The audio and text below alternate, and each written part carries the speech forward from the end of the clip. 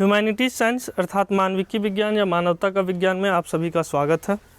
हम लोग खोरठा का अध्ययन कर रहे हैं और इस खोरठा के अध्ययन में हम लोग साहित्यकारों का जीवनी परिचय देख रहे हैं, उनके कृतियों की रचना के बारे में बात कर रहे हैं हम लोग। तो आज हम लोग उसी सिलसिले में पढ़ने वाले हैं विश्वनाथ प्रसाद नागर को, है ना। तो चलिए विश्वनाथ प्रसाद नागर की बात करते हैं। विश्वनाथ प्रसाद नागर का जन्म जो है वो 7 जनवरी 1939 ईस्वी को धनबाद जिला के एक गांव में हुआ था। तो धनबाद जिला का एक गांव है, उसमें उनका जन्म हुआ था और खोरठा भाषा और साहित्य को एक मुकाम तक पहुंचाने में इनका बहुत बड़ा योगदान रहा है। इनकी रचना खोरठा भाषा क्षेत्र में अलग पहचान देती है, जिसका काव्यगत परिचय इस प्रकार से है। तो उनका कुछ जो है वो काव्यगत परिचय क्या है देखते हैं। पहला है शुल्कसाय, है ना। तो शुल्कसाय में उन्होंने क्या लिखा है, विश्वनाथ प्रसाद नागर द्वारा रचित शुल्कसाय खंड काव्य है ना। शुल्कसाय का शाब्दिक अर्थ है अग्निपुत्र। शुल्कसाय का मतलब क्या होता है, तो अग्निपुत्र, अग्नि का बेटा, गुदड़ी के लाल या वह ज्योतिपुंज जो किसी परिवार, समाज, राष्ट्र या राष्ट्रीयता को प्रकाशित करे। तो वो अग्निपुत्र या गुदड़ी के लाल, जिसका मतलब क्या होता है कि यह ज्योतिपुंज मतलब वह प्रकाश, वह लाइट जो किसी परिवार, समाज, राष्ट्र या राष्ट्रीयता को प्रकाशित करे। यह रचना महाभारत के जो है वो पात्र, महाभारत का पात्र एक कर्ण है, उन पे आधारित है। ठीक है। कर्ण एक महाबली था, दानवीर था, किए गए प्रतिज्ञा पर अड़िग रहने वाला वीर धनुर्धर था, किंतु समाज की उपेक्षा का शिकार था। समाज की उपेक्षा का शिकार क्यों था? क्योंकि चूंकि वो सूत पुत्र था, उन्हें अपने माता पिता के बारे में कोई अच्छा से ज्ञान नहीं था, तो इसीलिए उससे जो है वो समाज के द्वारा बहुत उपेक्षा की जाती थी। ये हमारी सामाजिक संरचना को दिखाती है कि उस समय भी जो है वो किस प्रकार से लोगों का उपेक्षा किया जाता था। उसका पालन पोषण सूत के घर हुआ था। वह जीवन पर्यंत उपेक्षा और तिरस्कार का दंश सहता रहा। तो जीवन भर जो है वो इसका दंश सहता रहा। हमेशा उसका उपहास उड़ाया गया कि तुम्हारा माँ बाप कौन है, तुम्हारे, तो मतलब उसको लेकर के उनको कई गालियाँ या कई उपहास का सामना करना पड़ा। अपना परिचय जानते हुए ना दे सका। वह बाद में जब अपना परिचय जाना भी तो नहीं दे सका। वह कुंती के गर्भ से जन्म पाया था, किंतु भी कुंती को माँ न कह सका। लेकिन उसने कभी भी कुंती को माँ नहीं कह सका। वह पांडवों के अग्रज होते हुए भी, तो पांडव का सबसे बड़ा भाई था, उसके बावजूद भी कभी अपने को अग्रज नहीं बता पाया। वह क्षत्रिय होते भी अपने आप को क्षत्रिय कह नहीं सका, और क्षत्रिय था उसके बावजूद भी वह अपने आप को कभी भी क्षत्रिय नहीं कह सका। कवि इस खंड काव्य में युग की पीड़ा, कसक, टीस और को आज के समाज के सामने रखा है।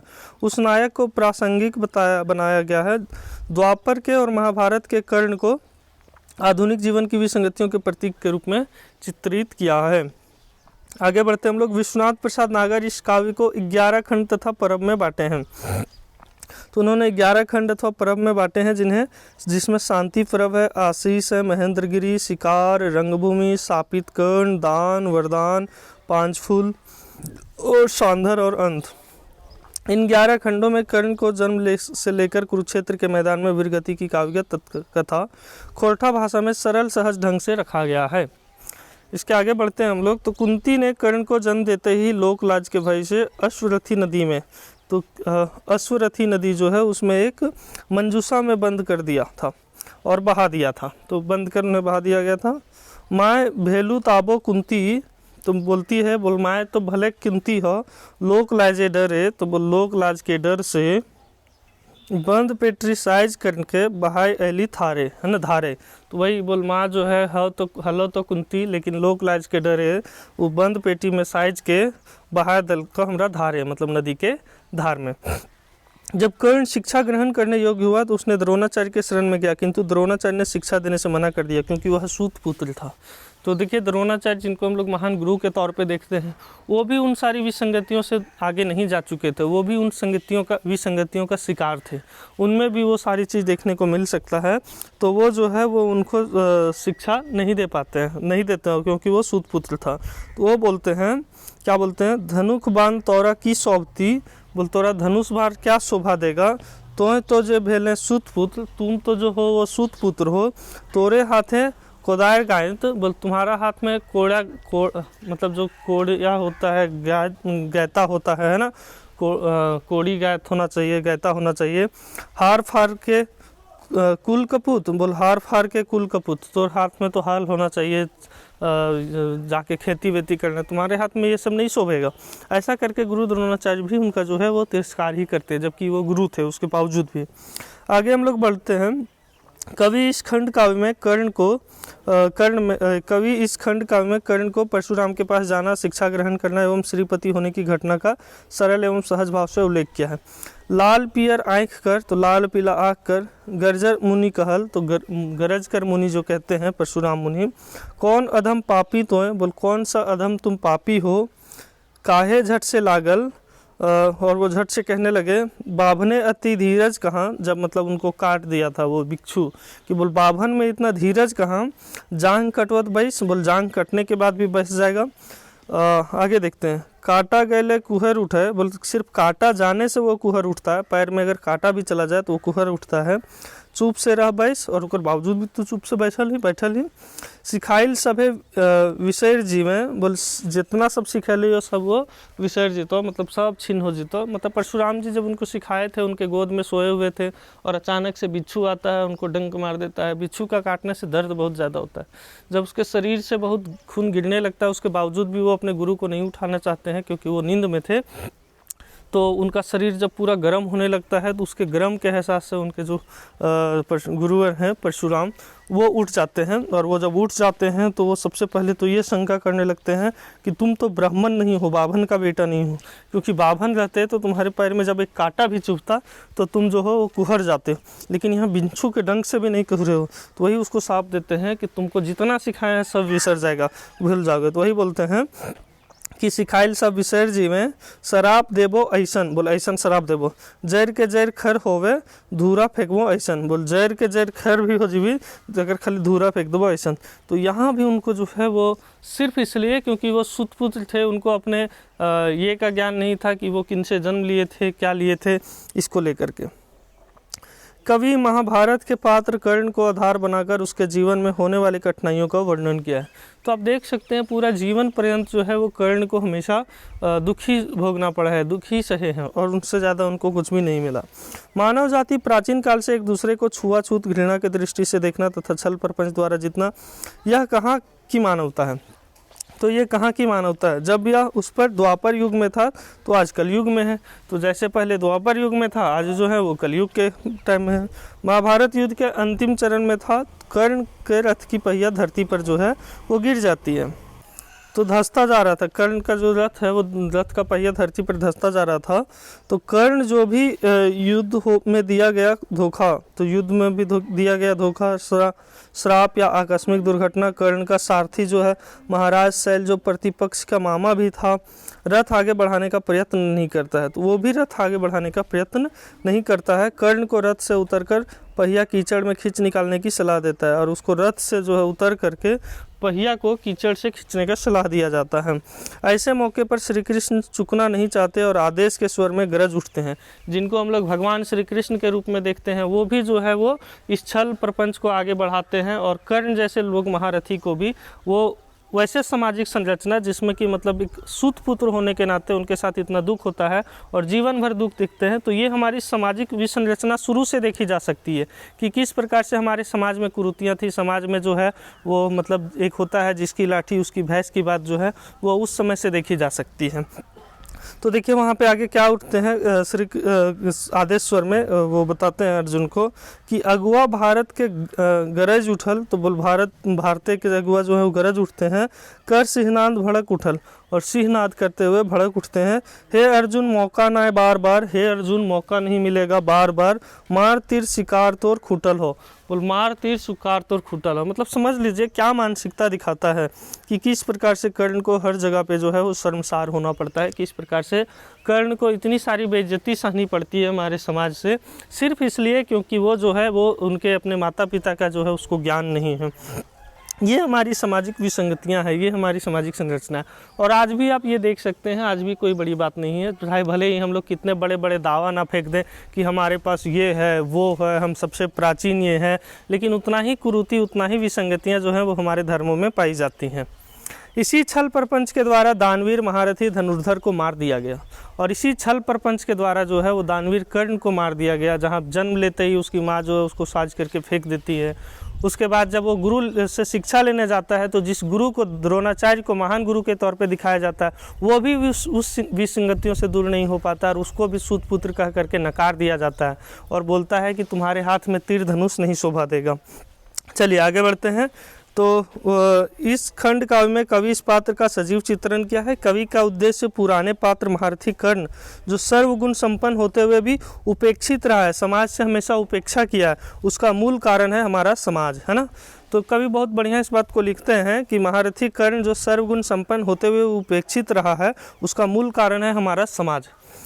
समाज द्वापर का हो या कलयुग का, मानवता को ताक पर रखकर ही समाज आगे बढ़ता है। तो चाहे हम लोग द्वापर युग की बात करें या कलयुग की बात करें, तो हमारा समाज तभी आगे बढ़ता है जब मानवता को ताक पे रखता है। देख सकते हैं, जो उचित नहीं है, मानव जो सभी एक है, कर्म धर्म के आधार पर विभेद नहीं करना चाहिए।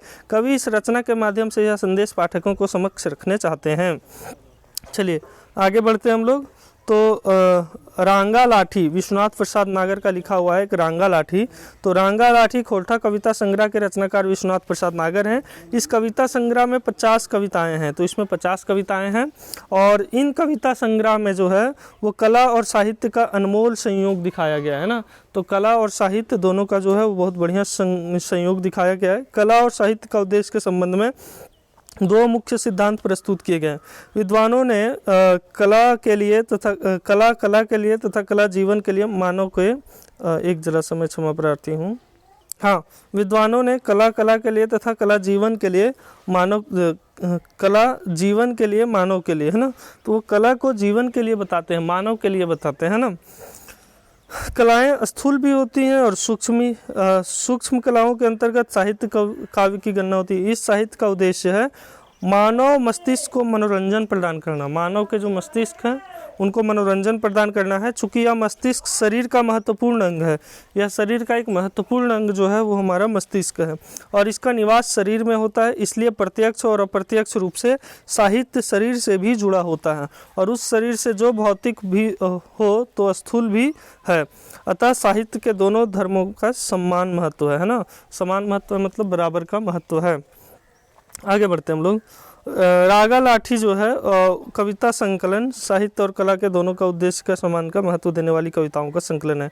इसमें कला के लिए और कला मानव के लिए, कला के लिए तथा कला मानव जीवन के लिए दोनों सिद्धांतों से परिपात हुआ। तो कला जो है वो कला के लिए और मानव जीवन के लिए दोनों सिद्धांतों का परिपात हुआ। ऐसे समग्र खोरठा साहित्य मानव जीवन का भौतिक पक्ष से ही जुड़ा है। इसी कारण उच्च ग्रंथि और हित ग्रंथि का शिकार बनकर रह गया है। साहित्य से अधिक वह राजनीतिक बन गया है, जहाँ क्रांति, संघर्ष और विद्रोह का आह्वान विशेष रूप से रहा है। तो अब देख सकते हैं इनकी जितनी भी रचनाएं हैं वो समाज को जो है वो आईना दिखाने का काम करती हैं। एक और हम लोग देख लेते हैं, तो उसमें लिखा हुआ है खयाम तौर मधुर गीत, है ना। तो 2004 में विश्वनाथ प्रसाद नागर द्वारा रचित खयाम तौर गीत उमर खयाम के 75 सवाई खोरठा छंद के भाव अनुवाद हैं, जिसमें 7 फिट्जराल्ड के अंग्रेजी अनुवाद भी हैं जो खोरठा काव्य का मूल आधार है। ओह फिल द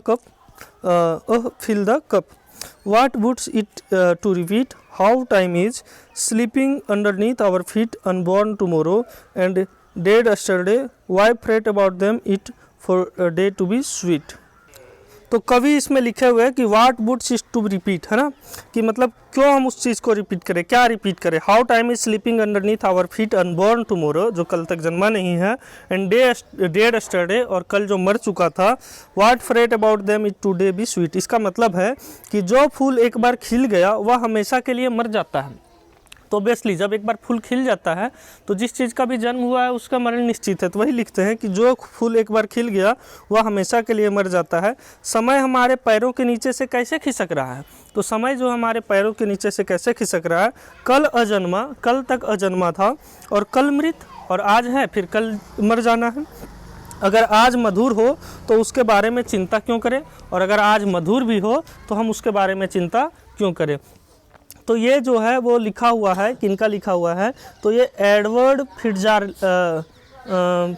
फिट्जगेराल्ड के द्वारा 1809 से 1883 के बीच में एक अंग्रेजी विद्वान और कवि थे जिनका नाम है एडवर्ड फिट्जगेराल्ड, ठीक है ना, उनके द्वारा लिखा गया है। चलिए आगे देखते हैं क्या लिखा हुआ है। तो आगे में लिखा हुआ है कि आ प्रिय तो भरले पियाली की रहले सोहराय, आर कते सुतल रवे गौड़ दुए पसराय, जन्मल नाय काहल कहूँ मर मिट गेल कभू कभू, सोच काहे दुख तू पावे जेव रहल मधु आधा, है ना। तो इस प्रकार से वो लिखते हैं। चलिए आगे बढ़ते हैं हम लोग जल्दी से और देखते हैं। एक साइड बुक से भी हम लोग इनका काव्यगत परिचय देख लेते हैं। नाम जो है इनका विश्वनाथ नागर, जन्म जो है 7 जनवरी 1939 को धनबाद में जन्म हुआ इनका। जादू रवानी इनका बाप का नाम है, माँ का नाम है फूलमणि रवानी। शिक्षा इंटर तक किए हैं, नौकरी पेशा किसान खेती। विश्वनाथ नागर जी खोरठा सहित योगदान 1960 से दे रहे हैं। नागर जी का पानुरी अपन खोरठा सहित समिति के सचिव मनोनीत करला। तो ये जो है इनका कुछ परिचय है। ह्यूमैनिटीज साइंस अर्थात मानविकी विज्ञान या मानवता विज्ञान के साथ जुड़े रहने के लिए आपका बहुत धन्यवाद।